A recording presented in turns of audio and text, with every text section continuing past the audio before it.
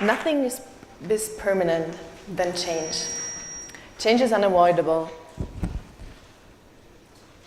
There are two situations where I can think of where I knew that change in my life was going to take place, but I hesitated. I didn't want this to happen.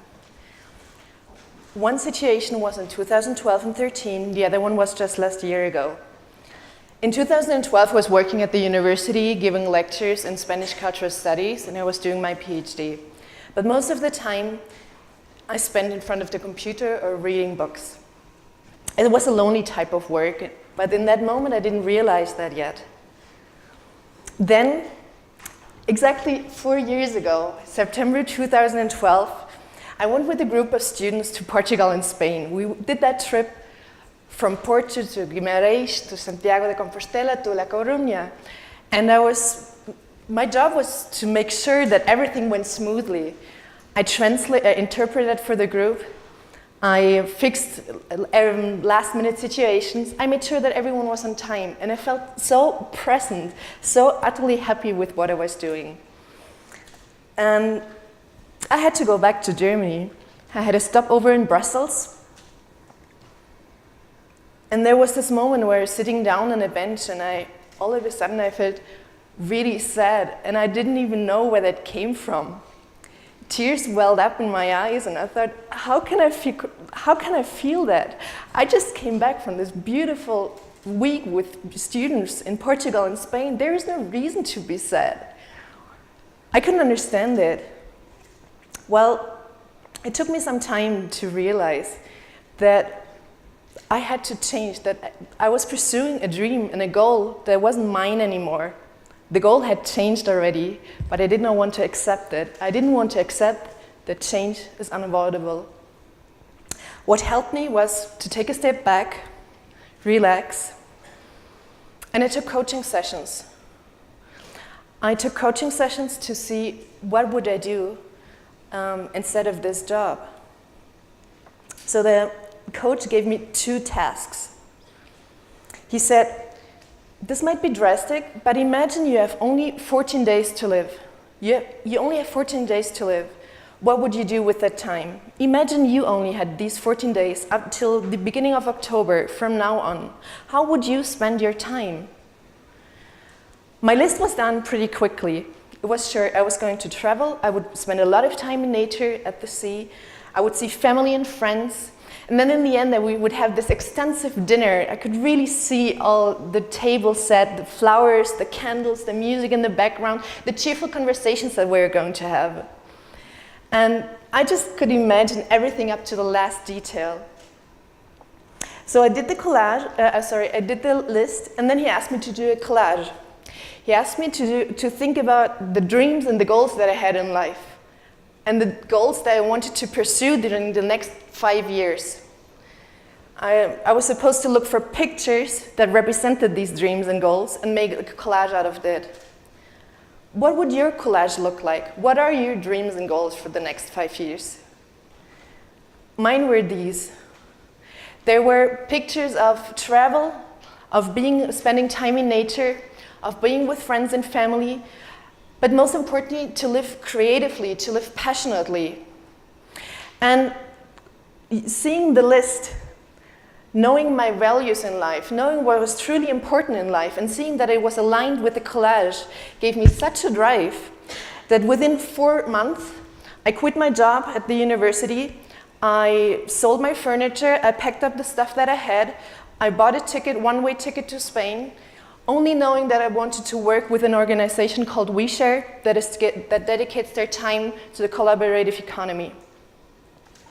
And during this time in Barcelona, many of these dreams, to some extent, came true. Maybe not exactly how I pictured them, but many of them came true. Then, last year, again, September comes. I don't know what it is about September. I felt stuck again. How could this be? I have my list. I know my goals. How can I be stuck? How can I feel unhappy again? To be perfectly honest, I already knew in my heart and gut that the time in Spain had come to an end. And now it seems obvious. With the new experience that you make, your goals, your path changes. And I wanted more stability in my life, and unfortunately I couldn't see that at that time in Spain.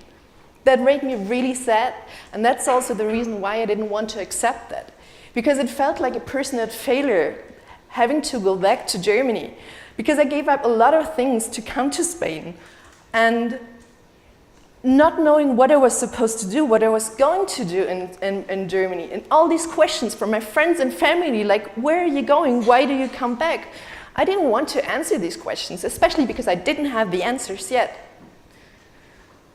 But what helped me was to remember the list and the collage that I did. What helped me was to take a step back once again. And luckily, I was able to look after this beautiful house in the Pyrenees from some friend of mine. There were no city noises, there were no neighbors, there was only a cat and a dog as a companion that I was looking after in that time. And this time to take a step back was really important, to accept that change is unavoidable, to accept that I was going to go back to Germany, and to figure out what I was going to do. Remembering the list and the collage, I did this one once again. The list didn't change at all. My values are clear, they're still the same, nothing has changed there. What has changed is the collage. There are not so many pictures of travels or of living creatively. Now there are pictures of purpose, of service, of teaching, of working with groups, of coaching, of having individual conversations, and of the causes that are true and they're dear to my heart. And on the bottom there's a picture of a woman standing at a TEDx event speaking. And I kid you not, the day that I printed out the picture, the day afterwards, I got the invitation to speak at this event. So I really believe on visualizing your goals and dreams. The list and the collage can only be a starting point. Because after that, you have to take massive action, as Tony Robbins puts it. You have to hustle, you have to work towards these goals that you want to achieve. And I made sure that I had a support system in place, because I could not have done this on my own. There were friends and family that helped me with that. And I asked 2 friends of mine to do a coaching circle. We still do these coaching sessions via Skype every 2 weeks now, since January, to make sure that we support each other with the goals that we have. And asking them, how do you need help this week? What do you need right now?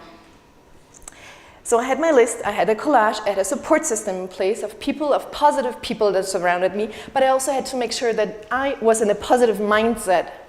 And there's this beautiful talk by Sean Aker from TEDx Bloomington some years ago about how to change or to start introducing positive habit changes into your life.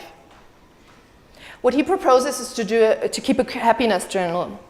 To write down the 3 things that you're grateful for during this day. They have to be new every single day. So you start looking what's happening during your day, what you're grateful for.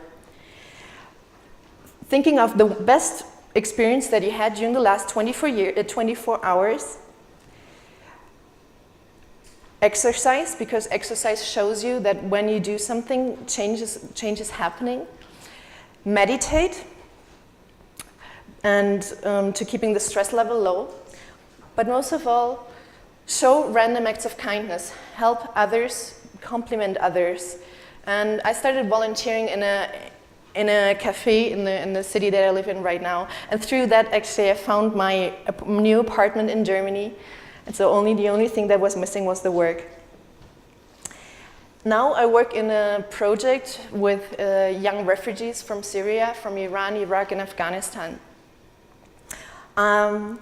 I still work in an international context. I work with groups, I give German classes to them, but I also have these individual conversations that I was looking for.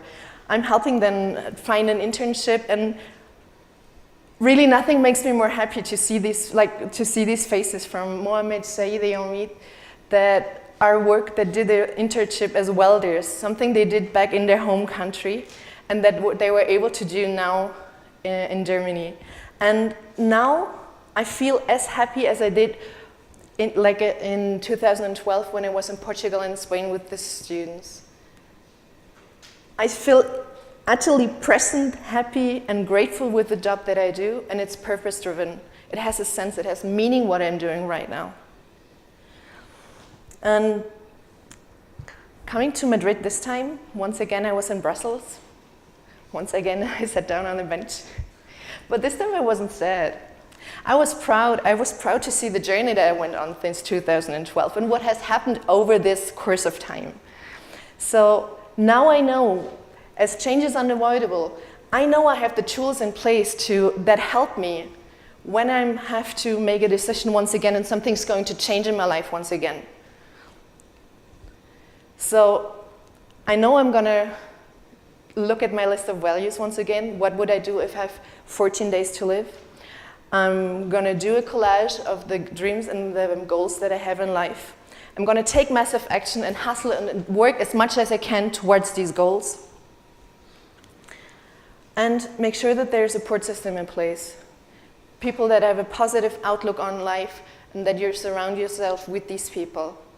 But also stay in a positive mindset myself and keeping this happiness journal as it really helps me. So maybe one of these tools might be useful for you if you feel stuck in one moment, if you face change and change is unavoidable, but if you know and you have the tools to make this change happen, that's a game changer.